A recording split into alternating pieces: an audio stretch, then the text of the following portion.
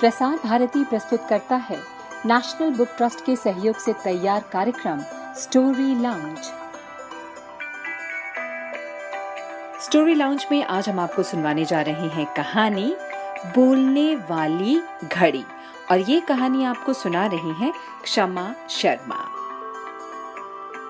पापा सिंगापुर जा रहे थे। उन्होंने अंतरिक्ष से पूछा उसे क्या चाहिए। अंतरिक्ष ने पहले आंखें मटकाईं, मम्मी की तरफ देखा, फिर अपने टैडी को बाहों में भरकर बोला, कुछ भी। कुछ भी क्या? लड्डू, पेड़े, बर्फ़ी, बालूशाही, मलाई, आइसक्रीम या चॉकलेट? पापा बोले। अंतरिक्ष ने दोहराया, बर्फ़ी, बालूशाही और आइसक्रीम। उसकी तोतली बोली सुनकर पापा हंसे और उसे बाय कहकर चले गए। थोड़ी देर बाद जब एक जहाज़ आसमान से गुजरा तो मम्मी ने अंतरिक्ष को दिखाया, देखो वो जा रहे पापा। अंतरिक्ष दूर जाते जहाज़ को देखता रहा। अब हर रोज़ वो मम्मी से पूछता, कब आएंगे पापा। उसका अपने स्कूल में भी मन न लगता। एक रात जब अंतरिक्ष सो रहा था तो किसी ने उसके गाल पर हौले से पुच्ची की। उसने आंखें खोलकर देखा, अरे ये तो पापा हैं। वो उनकी गोद में चढ़ गया। पापा ने उसे अपने कंधे पर बिठा लिया, फिर बोले, और भाई बर्फी मलाई क्या किया इतने दिन? मम्मी को परेशान किया? उसकी मम्मी बोली, अरे नहीं, बिल्कुल नहीं, बस बहुत याद किया इसने तुम्हें। पापा अपना बैग खोलने लगे। उसमें उसके लिए एक से एक खिलौने थे, टैबलेट, कंप्यूटर भी था, लेकिन अंतरिक्ष को सबसे ज़्यादा पसंद आई बोलने वाली घड़ी। वो अंतरिक्ष के आँख के इशारे से चलती थी। उसमें एक मुर्गा भी लगा था जो सुबह होते ही बांग देने लगता था।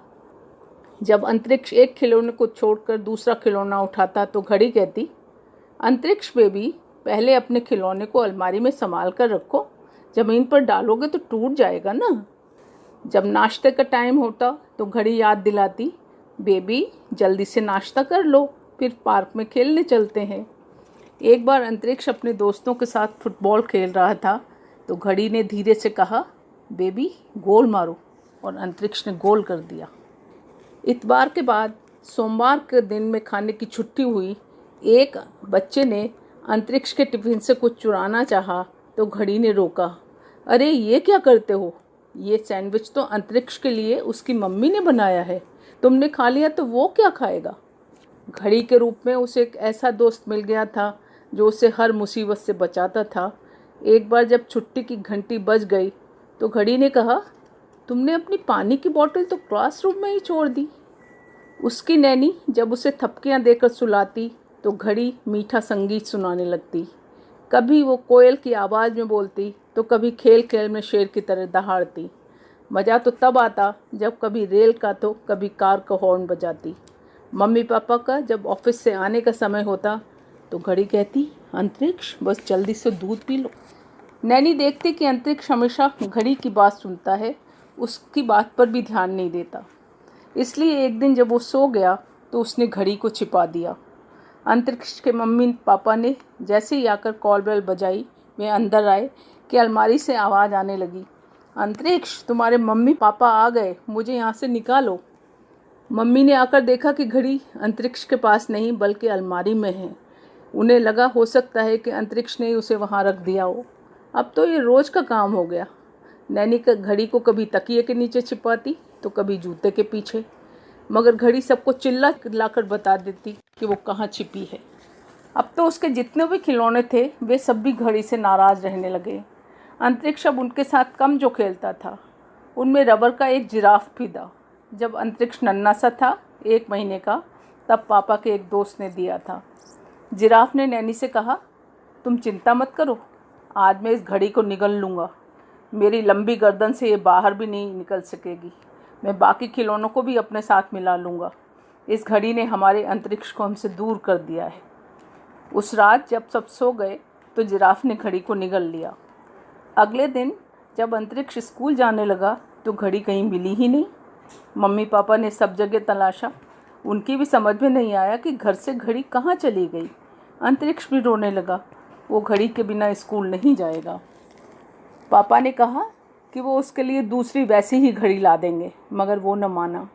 तब मम्मी ने उसे प्यार करते हुए कहा, कोई बात नहीं, शाम को आकर फिर से उसे ढूंढूंगी। हो सकता है किसी ऐसी जगह रख दी हो जहाँ वो हमारी आवाज़ न सुन पा रही हो, वरना अभी तक तो वो खुद ही बता देती कि वो कहाँ है। तुम्हारे बिना तो वो 1 मिनट भी नहीं रह सकती। आखिर उसे भी तो तुम्हारी याद आ रही होगी।